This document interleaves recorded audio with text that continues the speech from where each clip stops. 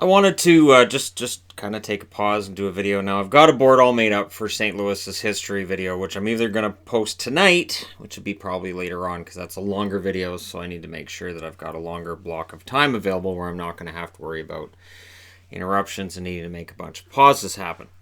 Or it gets done tomorrow morning. And I'm not really sure which one it'll be, but it'll get done. Because then we got Tampa, Toronto, Vancouver, Vegas, Washington, and Winnipeg, and then we're all done. But I wanted to talk about just some topics as we hit 74 million views. Yay! The channel hitting 74 million views is major.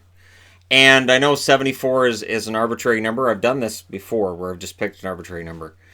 And the numbers overall, the channel's performing about 50% above what it did last summer. So far, it's about 50 to 60% better. And that summer last year, from the summer before, it's not even comparable. I'd say about 200%. So the growth is still there. But I wanted to talk about some topics that people just mentioned. Now, I posted today the meetup we had yesterday. So hey, these guys should be wearing rollerblades. Look, we're not a bunch of athletes out there competing as athletically possible. Some of us are middle-aged, some of us are older, and not everybody out there feels confident on rollerblades. So if you're looking for really competitive, great games, it's not going to be us. And we take pride in that. We absolutely take pride in that. Pulled myself out of the game yesterday because I knocked the ball into my own net. I'm like, all right, I'm going off. And I ended up with, I think, a goal and 3 assists yesterday. So, there's that. But that's why we don't use rollerblades. The idea that, you rollerblades. And then we had people using rollerblades when we had the meetup in Chilliwack, and it didn't provide them any sort of an advantage over those of us that weren't wearing rollerblades. And when I was in my late teens, early 20s, and people played against me in rollerblades, man, I was mean to them. I feel really bad for how I played against them, but I wasn't nice. I'd be like, oh, you're wearing rollerblades. Oh boy. Easier to knock down. And that was terrible. But that's why we don't do it. It's the same reason we don't play ice hockey games. It's the same reason that, the chance of injury goes up. We had one of the players end up with a partially separated shoulder at the last game we had in Coquitlam. Not yesterday, but the one before that. And that's the first injury that's happened at a meetup with me organizing it.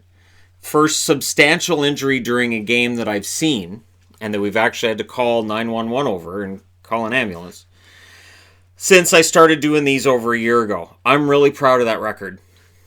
And if you throw people on rollerblades and make them go a lot faster, that record's going to die, and it's going to die quickly. And then there's the fact that I'm organizing the game, so when people get hurt, I feel personal responsibility about that. So I don't like it.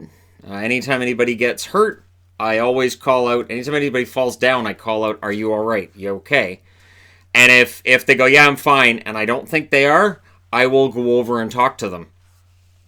And then there's the logistics of meetups as well. So I always see comments like, you should have one here, you should have one there, you should have one here, you should have one there. We live on the West Coast. We live in BC. When we do these meetups in Coquitlam, it takes us 25 minutes to get there, 25 minutes to get home. We have the meetup, which lasts roughly 2.5 to 3 hours.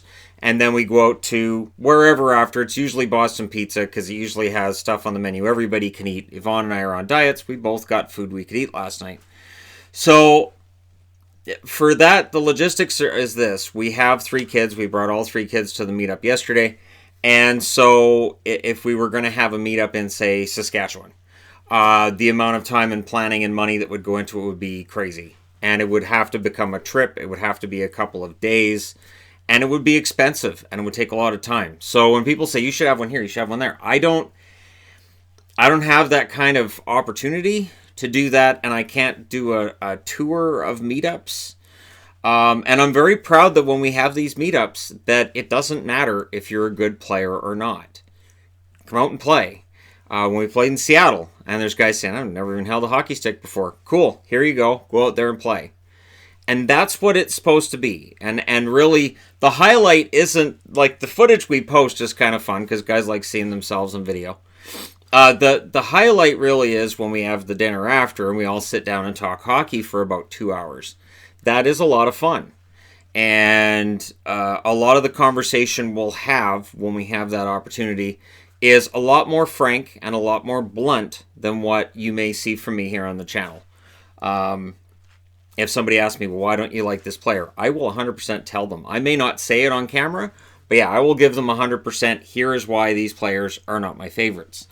And you know, the bluntness kind of catches people off guard once in a while. But once people have hung out with me a few times, they understand that I know there's a YouTube channel that has almost 120,000 subscribers. I don't care. I'm still the same guy.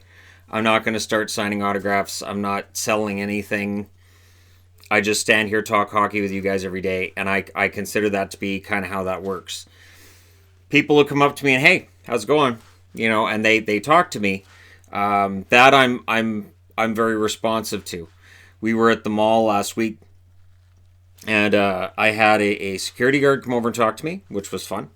And then in that same instance, we were talking to a friend of mine I used to work with, and there was another kid with his girlfriend off to the side. And Yvonne said to me, she said, he knows who you are. So first he spots Yvonne, and he's kind of doing the face. And then he looks past Yvonne and sees me, and sort of, like, and he's, wow. And it's just, hi, I love your videos and everything. I'm like, yeah, cool. That's, you know, that's fine. That's fun, and it's something that's different for me. But again, I don't consider YouTubers in general to be any sort of celebrity. So there's never going to be a number where this channel would pass. And I go, all right, now everything changes.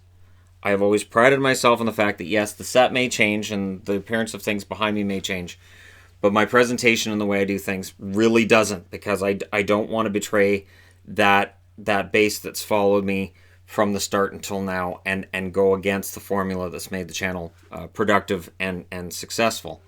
And I want to talk about channel growth. See, this is all here is my notes. And that's the other thing. When I have the whiteboards, there's people who go, I can't even read it. Yeah, they're my notes. The whiteboards are my notes. They're so I don't forget what I want to talk about. So because it used to be when the channel first started out, I would talk about something, and then the video would be over, and I go, crap, I forgot that. I was going to talk about that. Shoot, it wasn't in the video. Or I would miss something kind of big. So I started using flashcards first. And then I thought, nah, I'll use a whiteboard. And whiteboards are more for my notes so I don't forget things. It's no different than reading off a teleprompter. You guys can just see the teleprompter. That's the way that works. You can't always read it, but you can see it.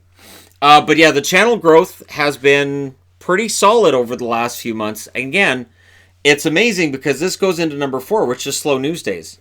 We're still waiting on a lot of big names to sign contracts. Big names. A lot of big players.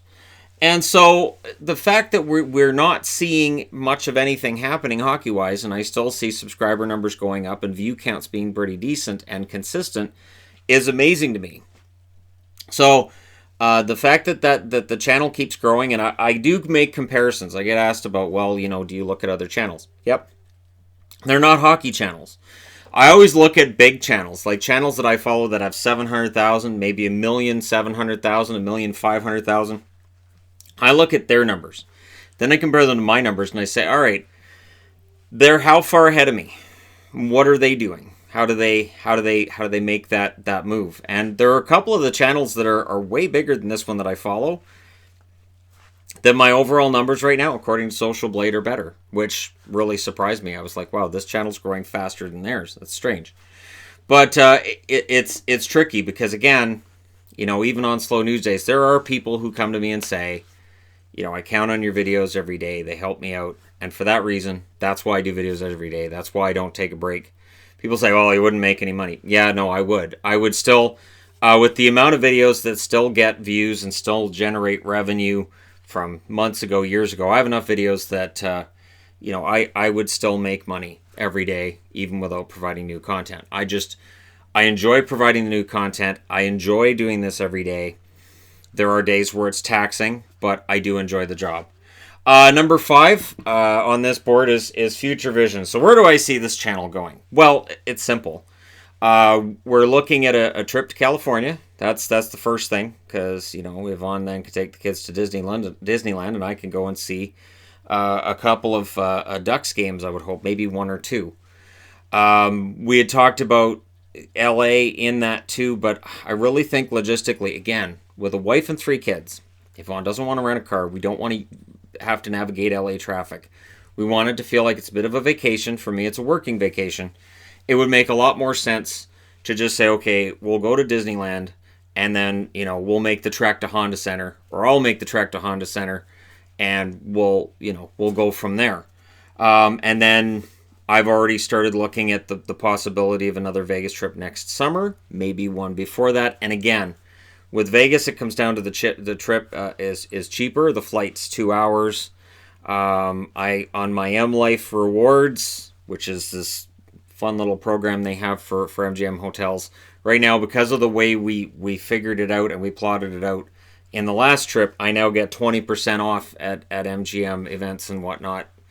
So we were already getting a pretty good rate, and now that rate goes down a little bit more. So that's where the trips are planned. And then outside of that, I'll get asked, well, do you want to do, more media stuff? Do you want to expand in other areas? No. I don't want to tax myself. I don't want to be standing here in the middle of January looking like I haven't slept in 3 days, because I haven't. Trying to manage 4 or 5 different platforms and means of communication. So I'm not looking to branch out in any way, shape, or form. Which also means, there isn't going to be a time where I say, hey guys, here's my new co-host. He's going to do half the videos, and I'm going to go, unless one of my cats learns how to speak. That's probably not going to happen. And I tell you, if one of the cats learns how to speak, I may want to just make that a channel all in of itself. I don't know if I'd want to throw that into the hockey channel. But, all kidding aside, that's as far as it goes. I don't have some big, grand dream of all of it. I've kind of already achieved it. I've already achieved that dream. I've been living that dream for a while. And every now and then, I'll have a moment where I sit down and I relax and I think about it and I go, if Shannon 5 years ago had known how things were going to turn out later, he wouldn't have believed it. So if me from the past had been told, hey, this is how things are going to work out, this is what's going to happen, you're going to be a YouTuber with over 100,000 subscribers, 5 years ago, I would have assumed it was a joke. So I don't take any of it for granted either. I've mentioned this on the Entertainment Guy, and I'll mention it here since it's a kind of an out-of-character video while I'm still wearing a hockey jersey. Thank you very much for the jersey and the hat, by the way, to the subscriber that sent it. But a lot of YouTubers are in their early 20s. They may be in their teens. And I get the feeling that they just kind of go, so it's here. That's great. And then they take some of it for granted. Some of what they have is taken for granted. And I do my best never to do that. So it's important to me that I never take it for granted. And that's kind of where the meetups come in too. Make sure you've kept your feet planted on the ground. Make sure you're accessible. To the point where, it would be understandable if I said, hey, the channel's grown to such a point that you just never know. I don't know that I necessarily want to be out in public and playing street hockey. Nah, I'll still do it. And, when we go to California, Yvonne and I would love to have a meetup in that area. Figure something out, some kind of a logistical way of doing it, so we can have street hockey or floor hockey. And again, I understand there are people going, come on, play ice hockey, get on rollerblades. And all I think is, somebody could break their leg. There are a lot of people who would come out to just a casual hockey event that wouldn't come out to this big extravaganza of all these, it just doesn't work. It's sort of like, I think the best example I can use, I'll use Simpsons because I always use Simpsons, is when they had the baseball team and eventually they're all ringers. So eventually Mr. Burns has just all pro players on his team. That's kind of how I would feel about things if we suddenly made it so, okay guys, we're all going to throw on rollerblades. All right, we're all going to play ice hockey now. A lot of the guys who come out now wouldn't. And I think, honestly, if I had some kind of an ice hockey thing, I would have a turnout of maybe 7 or 8 people. I'm not kidding.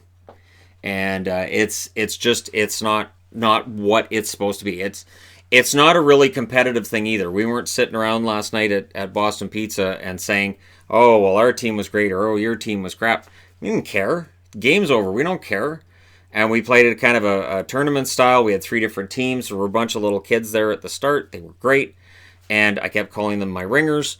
And the fun thing was, I brought all the extra jerseys. So I have people saying, oh, you should give away your extra jerseys. I'll take a bunch. I bring them with me to the meetups. And those 3 little kids all wore 3 different Boston jerseys that were duplicates from my collection. And their dad said they had a great time. Said they're going to be talking about this for weeks. Because they were just there, wearing rollerblades and just playing by themselves. And then we all showed up. And they decided they wanted to play. So they put on their runners and they decided they wanted to play with us. And they all wore Bruins jerseys, which was fun because I was wearing my Brad Park. So I was like, this is great. And I was like, okay, so I can call one of them Torrey Krug. I can call one of them McAvoy. I was trying to think of a third really talented but smaller Boston Bruin. And I just couldn't think of it. And that's the kind of stuff that keeps it going. That makes me say, wow. Because going into last night's meetup, I'd had a rough day. And the meetup really rejuvenated me, and I felt better, and that's why we're having them. And I'm going to try to have them during the regular season as well. It's tricky because the weather around here turns to rain from October until May. But that's where that is, and it's all locked into this. And then the final thing I want to talk about is copyrights, because I still see the comments. Oh, I hate this channel. He doesn't have. Why didn't he show highlights? Because I can't. It's not legal. And the best example I can give of this is Steve Dangle. Steve Dangle works for Sportsnet. Sportsnet has the rights to all the hockey stuff. He doesn't have the right on his channel to show hockey highlights. He absolutely would if he could. I'm sure he would. But he doesn't, and I don't. And there's really no recourse to go through because there are companies that own those rights. And they don't just say, hey, you want to have the right. And I understand, because if you're just going to hand those rights off to other people, somebody will go, well, why should I watch your channel? Because I can go and watch the highlights on Shannon's channel. I don't have to watch you guys anymore. So it makes total sense that those rights aren't just handed out by the NHL and that Sportsnet wouldn't hand them out to everybody else. And for channels that do that, and I know there's channels that show highlights, I'd be very surprised if they're making money on it. And if the NHL finds it, they tend to be kind of nasty. I know a couple of the smaller NHL channels on YouTube here have got hit, and once you get hit once, whew, boy, I tell you, it's bad, because they will keep an eye on your channel to make sure that you're behaving, and then anything they can try to get. So, I really honestly, and the other part of it too is, and I'll end on this. It forces me to be more creative. So if you've got somebody who's got all these highlights thrown together, it's fun to watch, and it's great that they cut that all together, but then you don't have to tell the story. Then you can just go, here it is. So with all my history videos, I could just edit together all this footage and then just post it, and there it is. And I don't have to say anything. I don't really have to, people don't necessarily learn anything either. Whereas if I'm speaking, there may be stuff that I talk about that wouldn't be available via highlights, and I think it just makes it a better overall and a different product. So there you go. Just to pause at 47 million to say thank you guys so much, and just to talk about a few things. So there you go. Let me know your thoughts as always in the comment section below. Don't forget to hit like and subscribe if you're browsing your way through. And again, if you're in the area when we're having a meetup, come on out. It doesn't matter if you're any good. It doesn't matter if you're 10. It doesn't matter if you're 60. We don't care. We do just fine regardless of the age and regardless of gender. It doesn't matter if it's women coming out to play. It really doesn't matter. Because there are some women who are very good at hockey. It's just a thing. Anyways, there you go. In fact, if the women are still boycotting, if they want to come on out to a meetup, just saying, if there's any of them in BC want to come out and play, that would be fine. So there you go. Thank you guys for all your support. Hit like and subscribe if you're browsing your way through. You just happened upon this video, and thanks again for all your support. I'll talk to you again soon.